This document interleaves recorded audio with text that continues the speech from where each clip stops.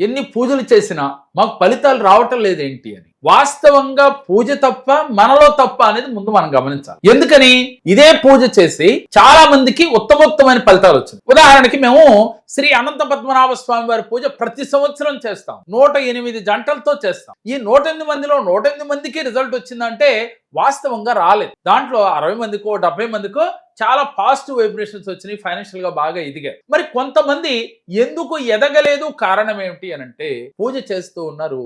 అంటే పూజ దేనికి చేస్తున్నాం, ఒక సత్యనారాయణ స్వామి వ్రతం చేస్తూ ఉన్నాం, గృహప్రవేశం చేసినప్పుడు అమ్మో నాయనో అంటూ బాధపడుతూ, అంటే ఎక్కువ సమయం కూర్చోలే, అంటే అది వారి తప్పు కాదమ్మా. ఇప్పుడు మన ఆహారపు అలవాట్లు కానీ మన శరీర ఆకృతి మనకు సరిగ్గా సహకరించకపోవటం కాదు. ఏదేమైనప్పటికీ కూడా మీరు ఎక్కువసేపు కూర్చోలేక ఆపసోపాలు పడుతూ మనసు భగవంతుడి పైన పెట్టలేకపోతే, ముందు మీ కోరిక తీరాలి అని మీకు దృఢమైన సంకల్పం ఉంటే మీరు భగవంతుడి పైన నమ్మకం ఉంచి, అది లా ఆఫ్ అట్రాక్షన్ అయినా లేదు ఒక పూజ అయినా యజ్ఞమైనా హోమమైనా మనస్ఫూర్తిగా మీరు గనక మనసు పెట్టి చేస్తే ఫలితం అద్భుతంగా వస్తుంది. చాలా మందికి వచ్చింది. అయితే ఎలా చేయాలి అంటే, సపోజ్ మనకి కోరికలు తీరటం లేదు, ఎన్ని పూజలు చేసినా వ్రతాలు చేసినా లేక ఎన్ని లా ఆఫ్ అట్రాక్షన్ చేసినా, వారి కోసం ఈ రోజు మీరు ఈ క్షణానే మీ బలమైన కోరిక ఏమిటో పదే పదే మనసులో అయిపోయినట్లుగా భావిస్తూ విజువలైజేషన్ చేస్తూ, అలాగే అఫర్మేషన్స్ మీకు నమ్మిన దైవానికే పంపండి. మీరు పూజ చేసే భగవంతుడికే చెప్పండి.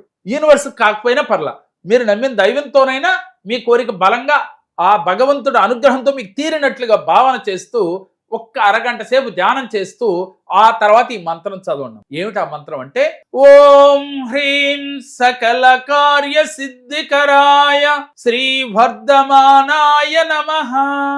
ఓం హ్రీం సకల కార్య సిద్ధికరాయ శ్రీ వర్ధమానాయ నమః.